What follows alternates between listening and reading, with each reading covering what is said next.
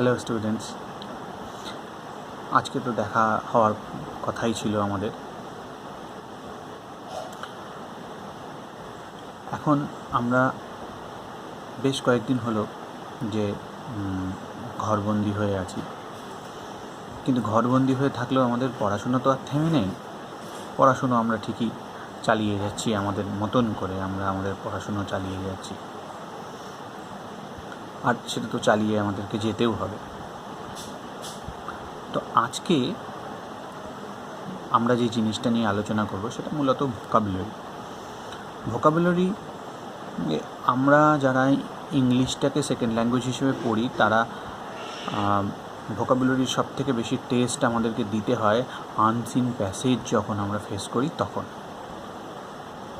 যারা আগামী বছর মাধ্যমিক পরীক্ষা দেবে তাদের তো আনসিন প্যাসেজ থাকবে মাধ্যমিক পরীক্ষায়, তোমরা জানো। এছাড়া অন্যান্য ক্লাসের ছেলে মেয়েদেরও আনসিন প্যাসেজ পরীক্ষায় আসে এবং সেগুলোর উত্তর তারা করে।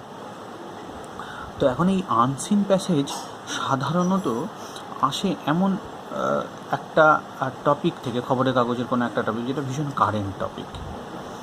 তো এই মুহূর্তে খবরের কাগজ, টিভি, সেখানে যদি আমরা নজর রাখি তাহলে আমাদের কারেন্ট টপিক হচ্ছে কোভিড-19, যেটাকে আমরা নোভেল করোনা ভাইরাস এই নামেও জানি। তো সেই সংক্রান্ত যত আলোচনা খবরের কাগজে বা টিভিতে আমরা দেখছি, সেখানে ঘুরে ফিরে কতগুলো ইংরেজি শব্দ বারবার ঘুরে ফিরে আসছে আমাদের আলোচনাতে, বা ওখানে যারা বিশেষজ্ঞরা আলোচনা করছেন তাদের আলোচনাতে, খবরের কাগজে রিপোর্টিংয়ে। তো সেই শব্দগুলো জেনে নেওয়াটা, আমাদের সেই শব্দগুলো খুব ভালো করে আয়ত্ত করা, জানা, তার প্রয়োগ জানা, ব্যবহার জানা, সেটা জানাটা আমাদের পক্ষে খুব জরুরি। পরবর্তীকালে যদি ওই ধরনের কোনো প্যাসেজ আমাদেরকে পরীক্ষায় ফেস করতে হয় তাহলে যাতে আমরা সেটা ভালোভাবে করতে পারি। তাছাড়া যে কোনো সচেতন মানুষ হিসেবে আমাদের এগুলো জেনে নেওয়াটা খুব জরুরি। তো আজকের আলোচনাতে আমরা এই রকম বেছে নেওয়া 10টা শব্দ আলোচনা করব, সেগুলোর বাংলা মানে, সেগুলোর ইংরাজি মানে, এবং ইংরাজিতে সেই শব্দটা কীভাবে এলো তার উৎপত্তিটাও আমরা জানার চেষ্টা করব। তার কারণ নতুন শব্দ শিখতে গেলে তার উৎপত্তি জানাটা ভীষণ জরুরি। যে কোনো বিখ্যাত এডুকেশনিস্টরা সবসময় একটা জিনিসের উপর জোর দিয়েছেন যে শেখাটা যেন সবসময় মিনিংফুল হয়, মানে আমি যে শিখছি সেটা যেন আমি পুরোপুরি বুঝতে পারি, মানে জাস্ট মুখস্থ করা নয়। মুখস্থ করা বিদ্যা বা জ্ঞান সবসময় আমাদের ওপর বোঝা হয়, সেই জন্য আমাদের শেখাটা যেন আমাদের কাছে বোঝা না হয়। রবীন্দ্রনাথের একটা খুব বিখ্যাত উক্তি আছে যে শিক্ষাকে আমরা বহন করিলাম, বাহন করিতে পারিলাম না। তা আমরা চাই যে আমরা যাতে শিক্ষাটাকে বাহন করতে পারি, আর মানে তাকে মাথায় আমাদেরকে বোঝার মতো বয়ে বেড়াতে হয়। আমরা যেন তার উপরে চড়ে আমরা ঘুরতে পারি, মানে জ্ঞান বা শিক্ষা যেন আমাদের অধীন হয়, আমরা তার অধীন না হয়ে পড়ি। তো সেই কারণে আমাদের শেখাটা মানে লার্নিংটা মিনিংফুল হতে হবে।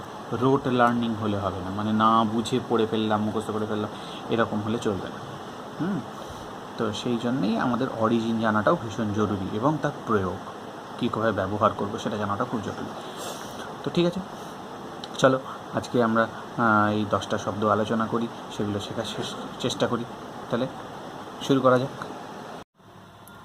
আজ যে 10টা শব্দ নিয়ে আমরা আলোচনা করব, সেখানে প্রথম শব্দটি হলো এপিডেমিক। চারিদিকে খবরের কাগজে, টিভিতে কান পাতলে আমরা এই শব্দটাকে শুনতে পাচ্ছি আজকাল। এপিডেমিক এটা নাউন। এটার অর্থ হলো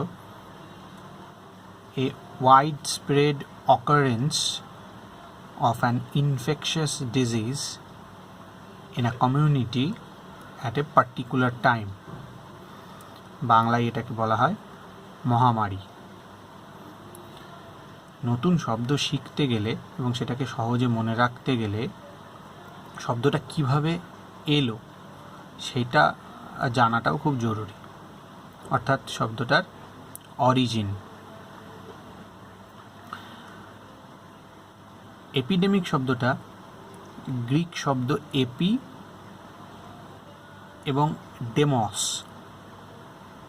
এই দুটো শব্দ যুক্ত হয়ে এপিডেমিয়স বলে আরেকটা গ্রিক শব্দ তৈরি করে। এপি এই শব্দটার মানে হলো আপন, আর ডেমস এর মানে হলো দ্য পিপল। দুটো মিলে এপিডেমিয়স বলে যে গ্রিক শব্দটা তৈরি হয় তার মানে হচ্ছে প্রিভ্যালেন্ট। সেখান থেকে আরেকটা গ্রিক শব্দ আসে এপিডেমিয়া, তারপর ল্যাটিন, ফ্রেঞ্চ বিভিন্ন ভাষা হয়ে এপিডেমিক, ইংরেজিতে এপিডেমিক শব্দটা তৈরি হয়। ব্যবহার কিভাবে করব আমরা এপিডেমিক শব্দটাকে? একটা সেন্টেন্সে ধরা যাক এরকম একটা সেন্টেন্স হতে পারে, in 2009 the H1N1 flu epidemic killed 18,500 people worldwide. আলোচনার মধ্যে আমরা বলছিলাম যে এপিডেমিক শব্দটা তৈরি হয়েছে এপি এবং ডেমস এই দুটো শব্দ যুক্ত হয়ে। এপির মানে হলো আপন আর ডেমস হলো দ্য পিপল। তারপর সেইটা আস্তে আস্তে গ্রিক, ল্যাটিন, ফ্রেঞ্চ হয়ে এপিডেমিক ইংরেজিতে তৈরি হচ্ছে। আরও দুটো শব্দ সম্পর্কে তোমরা একটু ভেবে দেখবে, সেটা হলো এপিসেন্টার এবং এপিডার্মিস। শব্দ দুটো একটু ভেবে দেখার চেষ্টা করবে, নিজেরা চর্চা করার চেষ্টা করবে এই দুটো শব্দ। এবার আমরা চলে যাই 2 নম্বর শব্দতে। সেকেন্ড শব্দ আমাদের আলোচনাতে, সেকেন্ড শব্দ হচ্ছে প্যান্ডেমিক। প্রথমে শিখলাম এপিডেমিক, এবার আমরা শিখছি প্যান্ডেমিক। প্যান্ডেমিক এটাও নাউন, এর অর্থ হচ্ছে an outbreak of a disease that occurs over a wide geographic area and affects an exceptionally high proportion of the population. বাংলায় এটাকে বলা হয় অতিমারি। কিভাবে তৈরি হলো প্যান্ডেমিক শব্দটা? গ্রিক শব্দ প্যান, যার অর্থ অল, এবং আরেকটি গ্রিক শব্দ ডেমস, দ্য পিপল, আগের আলোচনাতেই ছিল ওটা। এই দুটো শব্দ মিলে গ্রিক শব্দ তৈরি হচ্ছে প্যান্ডেমস, এবং সেখান থেকে ইংরাজিতে প্যান্ডেমিক শব্দটা আসছে। কিভাবে ব্যবহার করব? The 1918 flu pandemic claimed millions of lives. তাহলে অলরেডি দুটো শব্দ আমরা শিখলাম, এপিডেমিক এবং প্যান্ডেমিক। খবরের কাগজে বা টিভিতে চোখ রাখলেই আমরা এই দুটো শব্দ এখন ভীষণভাবে আমাদের আশেপাশে দেখতে পাচ্ছি। আমাদের আলোচনায় আমাদের 3 নম্বর শব্দ, থার্ড শব্দ হচ্ছে এপিডেমিওলজিস্ট। এটাও নাউন, এপিডেমিওলজিস্ট। এর মানে হচ্ছে a person who studies or is an expert in the branch of medicine which deals with the incidence, distribution and possible control of diseases. অর্থাৎ বাংলায় যেটাকে বলে মহামারী সংক্রান্ত চিকিৎসা বিজ্ঞানে বিশেষজ্ঞ। কীভাবে তৈরি হলো এপিডেমিওলজিস্ট শব্দটা? গ্রিক শব্দ এপিডেমিয়া, যার মানে হচ্ছে প্রিভ্যালেন্স অফ ডিজিজ, এবং ইংরাজি শব্দ লজিস্ট, যার মানে হলো এক্সপার্ট। এই দুটো শব্দ মিশে ইংরাজিতে এপিডেমিওলজিস্ট তৈরি হয়। আরেকটা শব্দ এর থেকে আসে, সেটা হলো এপিডেমিওলজি। এপিডেমিওলজি মানে হচ্ছে মহামারী সংক্রান্ত চিকিৎসা বিজ্ঞান। আসলে এপিডেমিওলজি থেকেই এপিডেমিওলজিস্ট শব্দটা তৈরি হয়। এপিডেমিওলজি মানে হলো মহামারী সংক্রান্ত চিকিৎসা বিজ্ঞান, আর এপিডেমিওলজিস্ট মানে হলো যিনি মহামারী সংক্রান্ত চিকিৎসা বিজ্ঞানে পারদর্শী। ব্যবহার কিভাবে করব? In the 1960s, Sir Richard Doll, an epidemiologist, discovered the link between smoking and lung cancer. এবার আমরা চলে যাব আমাদের আলোচনায় 4 নম্বর ওয়ার্ডে। আমাদের আলোচনায় 4 নম্বর ওয়ার্ড হলো ভাইরোলজি। ভাইরোলজি এটাও নাউন। এর অর্থ হচ্ছে the branch of medicine concerned with the study of viruses and the diseases they cause. অর্থাৎ কিনা বলে যাকে ভাইরাস বিদ্যা বা জীবাণু সংক্রান্ত বৈজ্ঞানিক চর্চা। শব্দটা তৈরি হয় ল্যাটিন ভাইরাস মানে যার অর্থ পয়জন এবং লোগস, গ্রিক শব্দ লোগস যার মানে হলো সায়েন্টিফিক স্টাডি। এই দুটো ল্যাটিন ভাইরাস এবং গ্রিক লোগস এই দুটো শব্দ একসঙ্গে তৈরি হয়ে ইংরেজিতে তৈরি হয় ভাইরোলজি।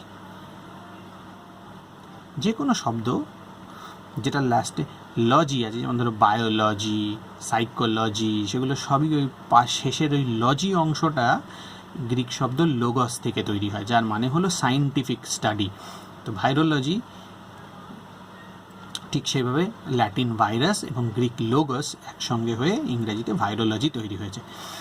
এখন ভাইরোলজি থেকে ভাইরোলজির মধ্যে ভাইরাস আছে শব্দটা আছে আর কি। ভাইরাস এর অ্যাডজেক্টিভ হলো ভাইরাল এবং ভাইরোলজিস্ট, ভাইরোলজি থেকে একটা শব্দ তৈরি হয় ভাইরোলজিস্ট মানে যিনি ভাইরাস বিদ্যায় পারদর্শী।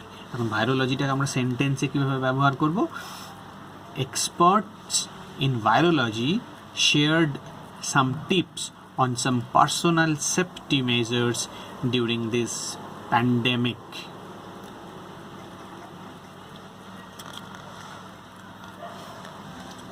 এই আলোচনাটা যখন চলছে আমরা 4টে শব্দ অলরেডি শিখে ফেললাম, আলোচনা করে ফেললাম। তো হাতের কাছে সবসময় পেন খাতা রাখতে হবে এবং প্রয়োজনে ভিডিওটাকে থামিয়ে দিয়ে দিয়ে নোট নিতে হবে। নতুন শব্দগুলো সম্পর্কে যতটা নোট নেওয়া দরকার শব্দগুলো লিখে নেওয়া, তার অর্থ লিখে নেওয়া, অরিজিন লেখা, ইউজ লেখা, আস্তে আস্তে নোটটা নিতে হবে। হ্যাঁ, আমাদের আলোচনার 5 নম্বর শব্দে আমরা চলে যাই। 5 নম্বর শব্দ হলো সেগ্রিগেশন। এটাও নাউন। এর অর্থ হলো the action or state of setting someone or something apart from others মানে আলাদা করে দেওয়া, পৃথকীকরণ। অরিজিন ল্যাটিন সে যার অর্থ অ্যাপার্ট এবং ল্যাটিন গ্রেগ যার অর্থ ফ্লক। এই দুটো ল্যাটিন শব্দ একসঙ্গে হয়ে আরেকটা ল্যাটিন শব্দকে তৈরি করে, সেটা হলো সেগ্রিগেট মানে সেপারেটেড ফ্রম দ্য ফ্লক, সমষ্টি থেকে আলাদা। সেখান থেকে ইংরেজিতে সেগ্রিগেট শব্দটা আসে যার মানে হচ্ছে to set apart from the rest or from each other, অন্যদের থেকে বিচ্ছিন্ন করে দেওয়া বা আলাদা করে দেওয়া। এখন এই যে ইংরেজিতে সেগ্রিগেট বলে যে শব্দটা আমরা পেলাম, এই যে সেগ্রিগেট বলে যে শব্দটা পেলাম, এটা হলো একটা ভার্ব মানে বিচ্ছিন্ন করা, আলাদা করা। এখন এই সেগ্রিগেটের নাউন ফর্মই হলো সেগ্রিগেশন। কীভাবে ব্যবহার করব আমরা সেগ্রিগেশন শব্দটাকে একটা বাক্যে? The system of racial segregation that used to exist in South Africa was called apartheid. এবার আমাদের আলোচনায় 6 নম্বর শব্দ। 6 নম্বর শব্দ হলো আইসোলেটেড। এটা অ্যাডজেক্টিভ। আইসোলেটেড এর অর্থ far away from other places, অর্থাৎ রিমোট বা হ্যাভিং মিনিমাল কন্ট্যাক্ট বা সেপারেটেড ফ্রম দ্য রেস্ট মানে যে বিচ্ছিন্ন, যে দূরবর্তী, তাকে আইসোলেটেড বলা হয়। তো অরিজিন কি? এটার শব্দটা কিভাবে এলো ইংরেজিতে? ল্যাটিন শব্দ ইনসুলা যার অর্থ আইল্যান্ড মানে দ্বীপ, সেখান থেকে পরবর্তী ল্যাটিন মানে লেট ল্যাটিনে একটা শব্দ আসে, তৈরি হয় ইনসুলেটাস মানে মেড ইনটু অ্যান আইল্যান্ড মানে একটা দ্বীপের মধ্যে কাউকে রাখা বিচ্ছিন্ন অবস্থায়। সেখান থেকে ইটালিয়ান শব্দ তৈরি হয়েছে আইসোলেটো, সেখান থেকে ফ্রেঞ্চ আইসোলে, সেখান থেকে ইংরাজি আইসোলেটেড, অর্থাৎ ইনসুলা বলে যে ল্যাটিন শব্দ যার অর্থ কিনা আইল্যান্ড, সেখান থেকে ইংরেজিতে আইসোলেটেড শব্দটা ধাপে ধাপে তৈরি হয়েছে। ল্যাটিন, ইটালিয়ান, ফ্রেঞ্চ বিভিন্ন ভাষা হয়ে ইংরেজিতে আইসোলেটেড। ভার্ব হচ্ছে আইসোলেট মানে বিচ্ছিন্ন করে দেওয়া, এবং ইংরাজি এবং নাউনটা হচ্ছে আইসোলেশন। ব্যবহার কীভাবে হবে আইসোলেশন বা আইসোলেটেড অ্যাডজেক্টিভ যে ফর্মটা, সেটা কীভাবে আমরা ব্যবহার করব সেন্টেন্সে, যে you have brought the resources of modern world to that isolated village।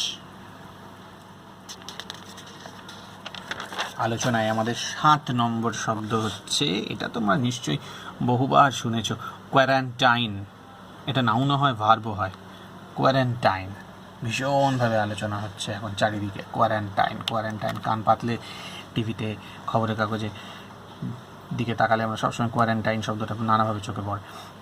অর্থ কি? নাউন যখন, তখন এর অর্থ হচ্ছে a state, period or place of isolation in which people or animals that have arrived from elsewhere or been exposed to infectious or contagious disease are placed। বাংলায় যেটাকে বলবে যে মানুষ বা পশু যে বা যারা অন্য কোনো স্থান থেকে এসছে অথবা ছোঁয়াচে কোনো রোগে আক্রান্ত, তাদেরকে পৃথক করে রাখার অবস্থা, পৃথক করে রাখার সময় বা পৃথক করে রাখার স্থান, এটাকে বলা হয় কোয়ারেন্টাইন। যখন নাউন তখন এই অর্থগুলো হয়, আর যখন ভার্ব তখন হচ্ছে to put a person or animal in quarantine, মানে কোয়ারেন্টাইনে রাখা, মানে বিচ্ছিন্ন করে রাখা, আলাদা করে রাখা। আইসোলেশনের সঙ্গে এর মিল আছে, কিন্তু কোয়ারেন্টাইনের সঙ্গে আইসোলেশনের একটু পার্থক্য আছে। আইসোলেশন মানে আলাদা করে রাখা, কিন্তু কোয়ারেন্টাইন মানে একটা নির্দিষ্ট সময়ের জন্য আলাদা করে রাখা। এখন অরিজিনটা কি? অরিজিনটা খুব মজার। দেখো, ইটালিয়ান একটা শব্দ কোয়ারেন্টা, যার মানে হলো 40 মানে 40, সেখান থেকে এসছে ইটালিয়ান শব্দ কোয়ারেন্টিনা মানে 40 ডেজ। সেখান থেকে ইংরাজিতে এসেছে কোয়ারেন্টাইন শব্দটা। আগে যখন বিশ্বে প্লেগ মহামারী হতো, তখন ইতালিতে যে ছোট ছোট তখন সিটি স্টেট হতো, মানে শহরকে কেন্দ্র করে এক একটা দেশের মতন আর কি, তারা নিজেরাই মানে সভরেন ছিল, মানে সার্বভৌম ছিল। তখন বাইরের বিভিন্ন জায়গা থেকে, মানে প্লেগ মহামারী হয়েছে এরকম কোনো জায়গা থেকে যদি কখনো কোনো জাহাজ আসতো, তখন তাকে বন্দরে ভিড়তে না দিয়ে সমুদ্রের মধ্যেই 40 দিন পর্যন্ত অপেক্ষা করানোর একটা রীতি ইতালিতে চালু ছিল।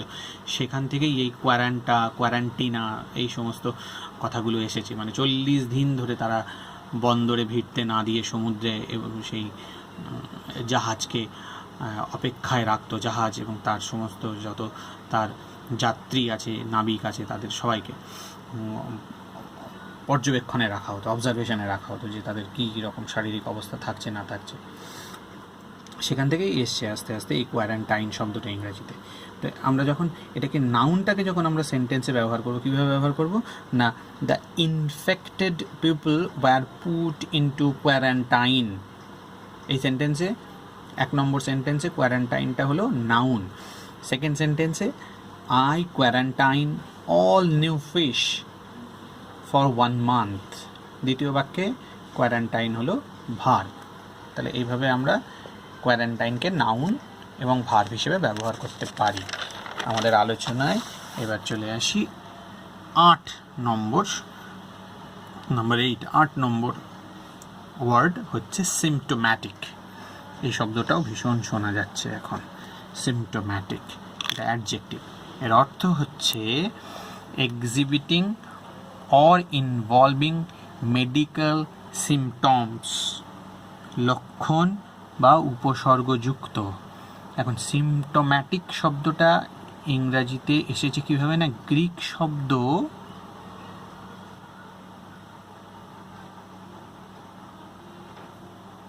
সামপিপটেইন, যার অর্থ হচ্ছে হ্যাপেন, সেখান থেকে গ্রিক শব্দ সাম্পটোমা, যার অর্থ হলো চান্স বা সিমটম, সেখান থেকে মিডিয়াভাল ল্যাটিন এবং হয়ে মিডল ইংলিশ মানে মধ্যযুগের ইংরাজি শব্দ ছিল সিনতোমা, এবং ফ্রেঞ্চ শব্দ সিমটোম। এই মিডল ইংলিশ এবং ফ্রেঞ্চ এই দুটো শব্দ মিলিতভাবে তৈরি হয়েছে সিমটম ইংলিশে। এই সিমটমটা হলো নাউন, আর এর অ্যাডজেক্টিভ হলো সিমটোম্যাটিক, মানে লক্ষণযুক্ত বা উপসর্গযুক্ত। এর বিপরীত শব্দ মানে অ্যান্টোনিম, সিমটোম্যাটিকের অ্যান্টোনিম হচ্ছে অ্যাসিমটোম্যাটিক। এই শব্দটাও ভীষণভাবে এখন আলোচনায় শোনা যাচ্ছে। অ্যাসিমটোম্যাটিক এর মানে হচ্ছে লক্ষণ যেখানে দেখা যাচ্ছে না। Asymptomatic, showing no symptoms. কীভাবে ব্যবহার করব? The person was symptomatic upon his return but did not receive testing. এবার আমাদের আলোচনায় 9 নম্বর ওয়ার্ড। 9 নম্বর ওয়ার্ড আমাদের আলোচনায় হলো রেজিলিয়েন্স। রেজিলিয়েন্স এটা নাউন। এর অর্থ হচ্ছে the capacity to recover quickly from difficulties, diseases and toughness, মানে সুস্থ হয়ে ওঠার ক্ষমতা। রেজিলিয়েন্স শব্দটা ইংরেজিতে ল্যাটিন শব্দ রেজিলিও, যার মানে হলো টু স্প্রিং ব্যাক, পূর্বাবস্থায় চলে আসা, সেখান থেকে এসেছে ইংরেজিতে রেজিলিয়েন্স। কীভাবে ব্যবহার করব রেজিলিয়েন্সকে আমরা একটি বাক্যে? The rescue workers showed remarkable resilience in dealing with the difficult conditions. আমরা আমাদের আলোচনার শেষ পর্যায়ে চলে এসেছি। আমাদের আলোচনায় আজকে নাম্বার 10 নম্বর শব্দটি হলো কন্ট্যাজিয়াস। এটা অ্যাডজেক্টিভ। এর অর্থ হলো ডিজিজ সম্পর্কে যখন বলা হয় যে spread from one person or organism to another, typically by direct contact, মানে ছোঁয়া লেগে যখন কোনো রোগ ছড়ায় তখন সেটাকে বলা হয় কন্ট্যাজিয়াস। যখন কোনো ফিলিং বা ইমোশন সম্পর্কেও অনেক সময় কন্ট্যাজিয়াস শব্দটাকে ব্যবহার করা হয়। এর মানে হচ্ছে likely to spread to and affect others, মানে যেটা ছড়িয়ে পড়বে এবং অন্যদেরকেও প্রভাবিত করবে। বাংলায় আমরা ছোঁয়াচে বলি এটাকে। কীভাবে আসে ইংরাজিতে এই শব্দটা? ল্যাটিন শব্দ কন, যার অর্থ টুগেদার উইথ, এবং আরেকটি ল্যাটিন শব্দ ট্যাঙ্গেরে, যার অর্থ টু টাচ। এই দুটো শব্দ একসঙ্গে হয়ে ল্যাটিন শব্দ কন্ট্যাজিও। এই কন্ট্যাজিও বলে যে ল্যাটিন শব্দ, তার থেকে আরেকটি ল্যাটিন শব্দ তৈরি হয় কন্ট্যাজিয়াসাস, এবং ইংরাজিতে তৈরি হয় কন্ট্যাজিয়ন। এই কন্ট্যাজিয়ন এবং কন্ট্যাজিয়াসাস, এই ল্যাটিন এবং ইংলিশ শব্দ দুটো একসঙ্গে হয়ে ইংরেজিতে তৈরি হচ্ছে কন্ট্যাজিয়াস।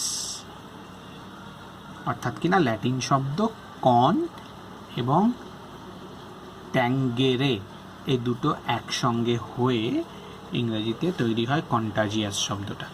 ব্যবহার কি করে করব? Corona virus is a highly contagious respiratory disease currently affecting many communities around the world. এটা রোগ সম্পর্কে যখন আমরা কন্ট্যাজিয়াস বলবো তখন এইভাবে ব্যবহার করব। আর যখন কোনো ফিলিং বা ইমোশন সম্পর্কে বলবো তখন আমরা কি বলবো? তখন আমরা বলবো এটা হচ্ছে আমাদের 1 নম্বর সেন্টেন্স। আর 2 নম্বর সেন্টেন্সে আমরা কীভাবে হার এনথুজিয়াজম ইজ কন্ট্যাজিয়াস, এটা ফিলিং বা ইমোশন সম্পর্কে যখন বলবো তখন এইভাবে বলবো। তাহলে আজকে আমরা কি কি শব্দ শিখলাম? আজকে শিখলাম 1 number epidemic, number 2 pandemic, number 3 epidemiologist, number 4 virology, number 5 segregation, number 6 isolated, number 7 quarantine, number 8 symptomatic, number 9 resilience এবং নাম্বার 10 কন্ট্যাজিয়াস। তাহলে এইগুলো চর্চা করার চেষ্টা করো তোমরা। পরবর্তী কোনো একটা ভিডিওতে আমরা আলোচনা করব যে কিভাবে কোন টেকনিকে আমরা খুব সহজে কোনো জিনিস মনে রাখতে পারি, সেটা নিয়ে কখনো একটা আলোচনা করা যাবে, কোনো একটা আলাদা ভিডিওতে আলোচনা করবে। আজকে এই পর্যন্তই। Thank you.